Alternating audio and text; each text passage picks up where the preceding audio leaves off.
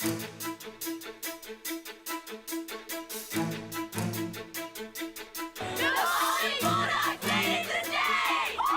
2016 season was a magical and historic run for the Bowling Bulldogs. They entered last weekend's 3A Division II state final with the support of an entire town behind them. It was only the second appearance in school history and the first since they won it all in 1972. Bowling quarterback Vernon Jackson led the Bulldogs into this one with over 2,000 yards rushing and the hopes of the town resting on his broad shoulders. But it was tough sledding early on as the Gunter defense was swarming to the ball. On the game's opening possession, they force a fumble from Elijah Gooden deep in Bulldog territory. They would cash that into points just a few plays later as Gunter's Trey Carr bangs his way in from a yard out, Bowling trailing early 7-0. Now trailing 14-0, Bowling's Vernon Jackson finally finds some daylight and goes 18 yards on the quarterback draw to get a little momentum going. But the drive would stall and Gunter would respond with more damage on the ground. Colson Stovall running to daylight. He picks up 28 on this one, and that would set up another touchdown. Bowling now trailing 21-0 and badly in need of a spark. They would get it on the ensuing kickoff. Ronald Crushall, whose dad played on the last state championship team in 1972, and he does a magnificent job of setting up his blocks and then heading north in a hurry.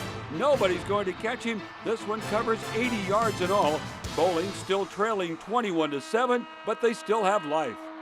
Gunter would need just 4 plays, though, to respond. And again, it's Colson Stovall, weaving his way in and out of traffic. He gets in from 22 yards out, and with a 2-point conversion, Gunter takes a commanding 29-7 halftime lead. Jackson then buys time with his feet as he rolls left and airs it out downfield for Luis Maris, who hauls it in for a 35-yard gain. But the Gunter defense was equal to the task. Dylan Jantz comes down with this pass, and after another score, Bowling was down 36-7. Things would then go from bad to worse as Ronald Crushall would go down in a heap, and he was down with a possible neck injury. He would be okay and eventually return to the sidelines, but the Cinderella season for Bowling comes to a heartbreaking end. Bowling loses it 43-7.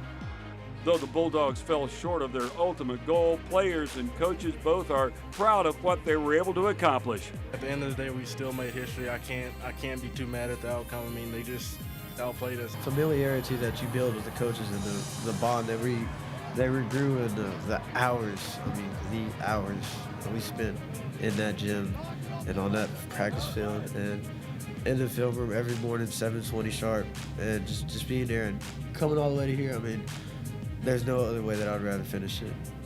It was awesome. The progress was awesome. In the end, I hope we can all sit back and realize what we did accomplish. Maybe over the Christmas break, we get some time off now, get to see our families a little bit more, our loved ones, and I think that in the end we'll all be pretty proud of where we ended up.